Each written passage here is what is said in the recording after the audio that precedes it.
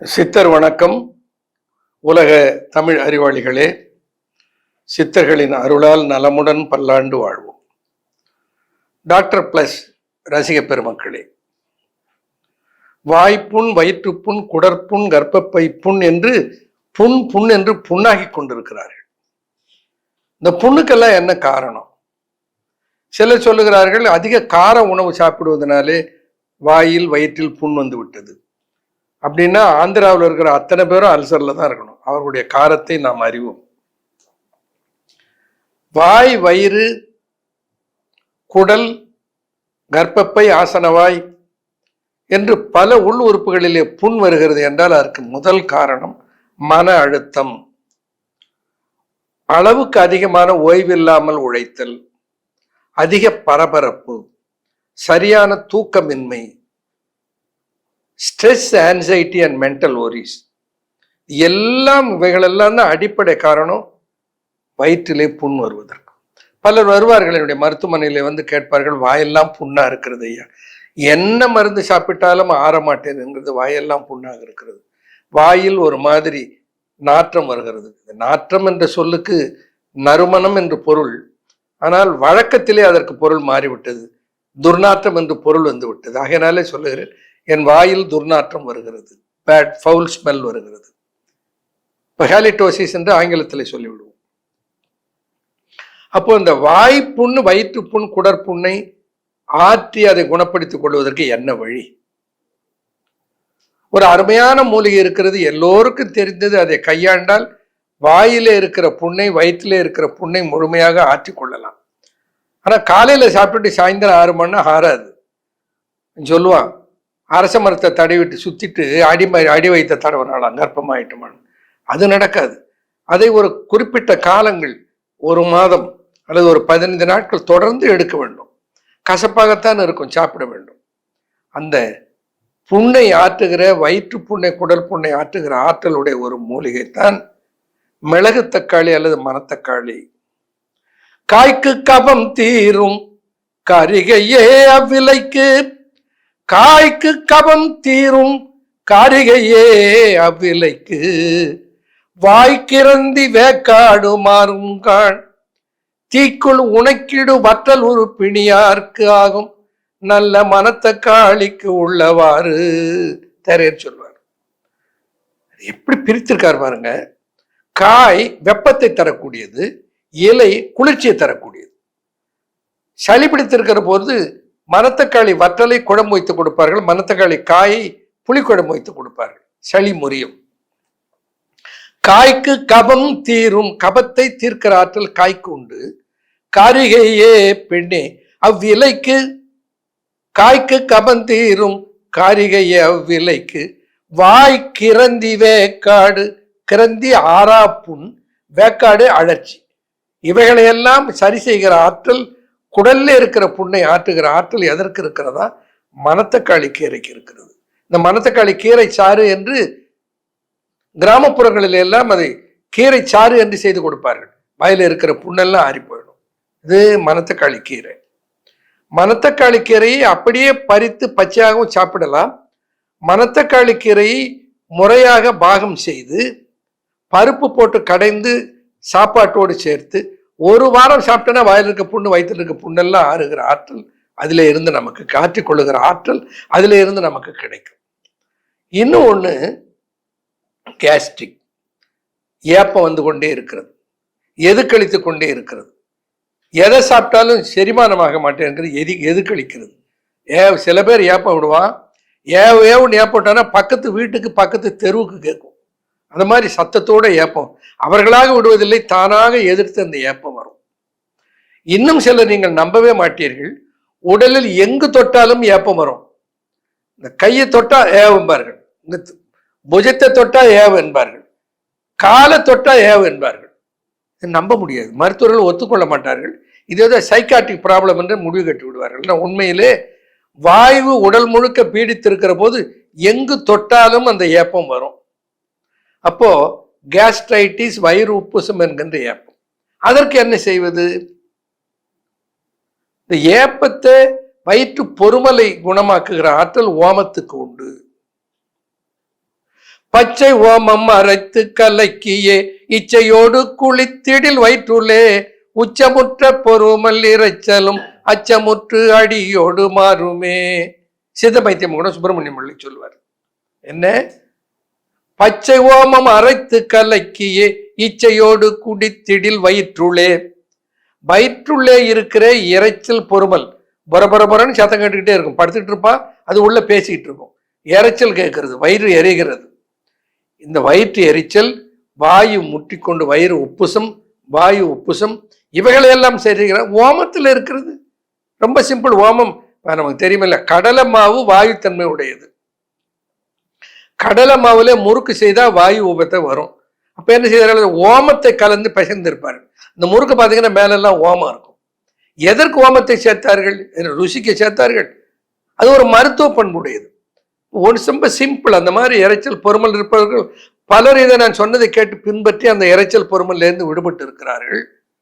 அதுல எந்த கெடுதி வரப்போறதில்லை. எனக்கு நல்லா இல்லைன்னா ஒன்றும் வருத்தப்படாத, ஒன்றும் நஷ்டம் இல்லை. என்னத்தை பெரிய லட்சக்கணக்கில் செலவு பண்ணி அறுவை சிகிச்சையா பண்ணிட்டீங்க? ஒன்றும் இல்லை. வயிற்றுல இருக்கிற பொறுமல் போயிடும், கண்டிப்பா போயிடும், போகாம இருக்காது. ரொம்ப அதிகமான உபாதையாக இருந்தால் சில நேரங்களில் நாள் பிடிக்கும், அவ்வளவு பொறுமை நமக்கு இருக்காது.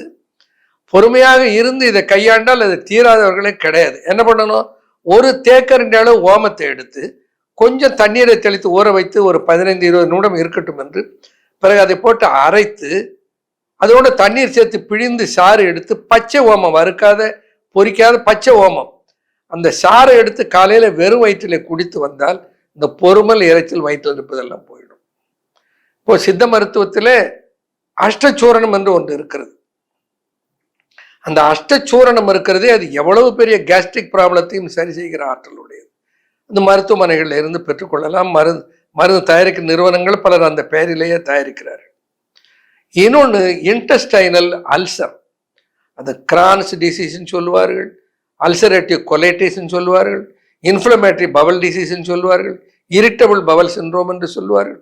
இப்படி பல பெயரிலே குடலில் ஏற்படுவதெல்லாம் சித்தர்கள் அழற்சின்னு ஒரு பெயரில் குறிப்பிட்டு விட்டார்கள். அந்த அழற்சியை சரியாக்குவதற்கு சித்தர்கள் பல மருந்துகளை கண்டிருக்கிறார்கள். அதிலே மிகச்சிறந்த ஒரு மருந்து பொடுதலை. பொடுதலையின் பேருரைத்தால் போராம போக்கும் மடுதலை காசமும் அடங்கும் கடுகிவர் வேதியொடு சூலை நோய் பேசரிய வெண்மேகம் வாதம் போம் மெய்யுறக்கும் வாழ்த்து. வெண்மேகம் இன்னைக்கு லியூகோடெர்மான்னு சொல்றோம் இல்ல, விட்டிலிகோ மருந்து இல்லை, இந்த மேலே பூசிக்கொண்டு சன்லைட்ல காட்டினா கொஞ்சம் பிக்மெண்ட் வருகிறது, குணமாவதில்லை. அதை குணமாக்குற ஆற்றல் எதற்கு இருக்கிறதா? பொடுதலைக்கு இருக்கிறது. நான் வெங்கோ என்று ஒரு மருந்து செய்திருக்கிறேன் நம்முடைய மருத்துவமனையிலே. அதை நிறைய பேருக்கு கொடுத்து குணமாக்கி கொண்டிருக்கிறோம். வெங்கு, வெண்குஷ்டம் என்பதனுடைய ஷார்ட் ஃபார்ம் வெங்கு. இந்த வெங்குவை காலை மதியம் இரவு என்று 3 வேளை எடுத்துக்கொண்டால் அது என்ன செய்கிறது?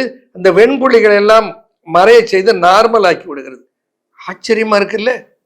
விட்டிலிகோவுக்கு மருந்தா சித்தர்கள் கண்டிருக்கிறார்களா? கண்டிருக்கிறார்கள். அது சொல்றா, அந்த பொடுதலையின் பேருரைத்தால் போராம போக்கும் மடுதலை காசமும் அடங்கும் கடுகி வரு. இந்த எல்லாத்துக்கும் பொருள் சொல்லலை, ஏன்னா இங்க நமக்கு தேவையானது மட்டும் எடுத்துக்கிறேன். சூலை நோய் என்று ஒரு சொல்லி கையாளுகிறேன். சூலை என்றால் சூலத்தால் குத்தியதை போல கொடுமையான வலி.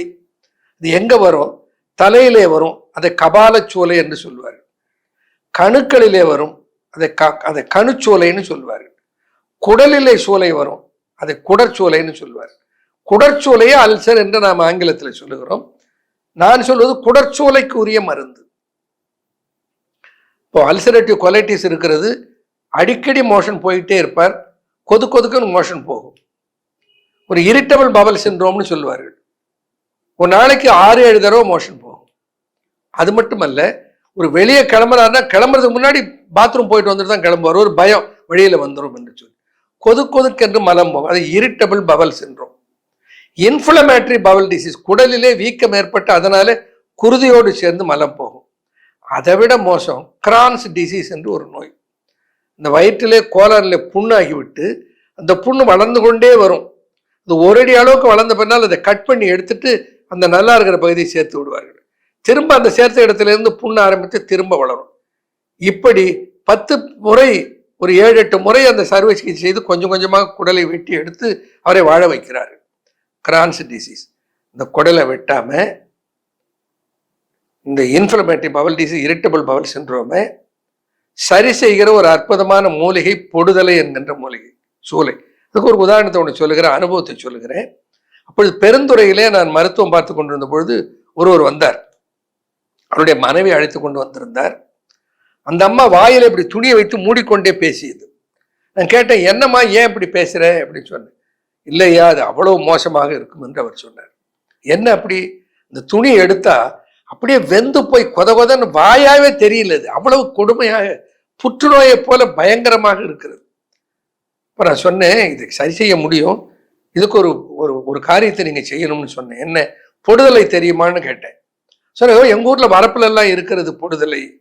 சரி, பொடுதலை இருக்கிறது. ஒரு வெள்ளாட்டுடைய பாலில், 1 அவுன்ஸ் வெள்ளாட்டு பாலில் ஒரு கோழிக்குண்டு அல்லது ஒரு சிறிய நெல்லிக்காய், நாட்டு நெல்லிக்காய் அளவுக்கு பொடுதலை அரைத்து கலக்கி அதை அன்றாடம் காலையில் குடிக்க கொடுங்கள். அதனோடு நான் கொடுக்கிற மருந்துகளை, தயாரிப்புகளை கொடுங்கள். 1 மாதம் கழித்து அழைத்து கொண்டு வாருங்கள் என்று சொன்னேன். 1 மாதம் கழித்து அழைத்து கொண்டு வந்தார். தம்ம வாயில துணியை மூடிக்கொண்டு எடுத்து விட்டு பேசியது. இந்த புண்ணெல்லாம் ஆறி போச்சு. என்ன கொடுத்த? வெள்ளாட்டு பாலில் கொடுத்தது பொடுதலையினுடைய கல்கம் அரைத்து கொடுத்து சாப்பிட சொல்லியிருந்தேன். அது கூட நம்முடைய வழக்கமான மருந்துகளை எல்லாம் கொடுத்திருந்தேன். 6 மாதம் கழித்து அவர் என்னை பார்த்து சொன்னது, ஐயா, உங்களால் எனக்கு ஒரு 1000 ரூபாய் லாபம் என்று சொன்னார். என்னையா மருத்துவ செலவு செய்து மருந்து வாங்கிட்டு 1000 ரூபாய் லாபங்கிறேன்னு கேட்டா, இல்ல, நீங்க சொன்னீங்கன்னு நான் போகும்போதே சந்தையில போய் ஒரு வெள்ளாடு வாங்கிட்டு போயிட்டேன் குட்டியோட. அந்த வெள்ளாட்டு பாலை கறந்து பொடுதலையை போட்டு அதில் கலக்கி நீங்கள் கொடுத்த மருந்து, இந்த பொடுதலை சாறு வெள்ளாட்டு பாலில் என்னுடைய மனைவிக்கு கொடுத்தேன். ஒரு 6 மாதம் அதை கொடுத்து அவர் நல்லாயிட்டா. 6 மாதத்துல அந்த குட்டி பெரிய ஆடாயிடுது. அந்த குட்டியை வித்தையில ஒரு 1000 ரூபாய் லாபம் கிடைச்சதுன்னு சொன்னான். எப்படி பாருங்க. அப்போ இந்த வயிற்றில் இருக்கிற புண், வாயில இருக்கிற புண், குடல்ல இருக்கிற புண், வயிற்றில் இருக்கிற கேஸ்ட்ரைட்டிஸ், இவைகளையெல்லாம் குணமாக்குற ஆற்றலுடைய மூலிகைகளை எல்லாம் சித்தர்கள் கண்டிருக்கிறார்கள். அந்த மூலிகைகளை எல்லாம் ஒன்றாக சேர்த்து பிகு என்று நான் ஒன்றை தயாரித்திருக்கிறேன். பிகுவனுடைய எக்ஸ்பேன்ஷன் என்ன? BIGU. பின்னா பர்பிங், ஏப்பம். I indigestion, G gastritis, U ulcer, பிகு. பாருங்க, burping, indigestion, gastritis and ulcer, இந்த 4 பிணிகளையும் ஒரு சேர சரியாக்குகிற ஒரு சிறப்பு ஒன்றை முறையாக உரிமம் பெற்ற சிறப்பாக அன்பு ஃபார்மாவிலே தயாரிக்கிறார்கள். அதுல என்ன ஒரு சிறப்புன்னு சொன்னா, அதுல இனிப்பு சேர்க்காமல் சுகர் ஃப்ரீயாக செய்வதனால எந்த வயதில் இருப்பவர்களும் எடுத்துக்கொள்ளலாம். ஏற்கனவே டயபெட்டிஸ் உள்ளவர்களும் எடுத்துக்கொள்ளலாம். சர்க்கரையின் அளவு கூடாது. நிரந்தரமாக வயிறு, வாய்க்குடல் இருக்கிற புண்ணை ஆற்றி நல்ல செரிமான சக்தியை கூட்டி, அவ்வளவு பேர் இந்த டென்ஷன், ஆன்சைட்டினாலே அவ்வளவு பேர் அல்சர்ல அவதி உறுகிறார்கள். வேலை பரபரப்பினாலே அல்சர்னாலே அவதி உறுகிறார்கள். இவர்களுக்கெல்லாம் ஒரு வரப்பிரசாதமாக அந்த பிகு அமைந்திருக்கிறது. அது நீங்க பெற்றுக்கொள்ளலாம். எப்படி அந்த நயனாவுக்கு நான் ரெஸ்ட்ரிக்ஷன் வச்சிருக்கணும், அது மாதிரி இதுக்கு ரெஸ்ட்ரிக்ஷன் இல்லை. யார் வேண்டாமலும் பெற்றுக்கொள்ளலாம். உணவுக்கு பிறகு 3 வேளையும் அல்லது உணவு உண்ணுகிற போதெல்லாம் உணவுக்கு பிறகு அதில் 20 மில்லி அல்லது 30 மில்லி நம்முடைய தேவைக்கு ஏற்ப அதை நாம் தீர்மானித்துக் கொள்ளலாம். ஒரு 3 மாதத்திலிருந்து 6 மாதத்துக்குள் அந்த பிரச்சனையில இருந்து, வயிற்றுப்புண், வாய்ப்புண், குடற்புண்ணில இருந்து, கேஸ்ட்ரைட்டிஸ்ல இருந்து, இன்டைஜஷன்ல இருந்து நிரந்தரமாக விடுதலை பெறுவதற்கு ஒரு அருமையான வாய்ப்பாக அது இருக்கிறது. சித்தர்களின் அருளால் நலமுடன் வாழ வாய்க்கட்டும். அனைத்தும் நன்றி, வணக்கம்.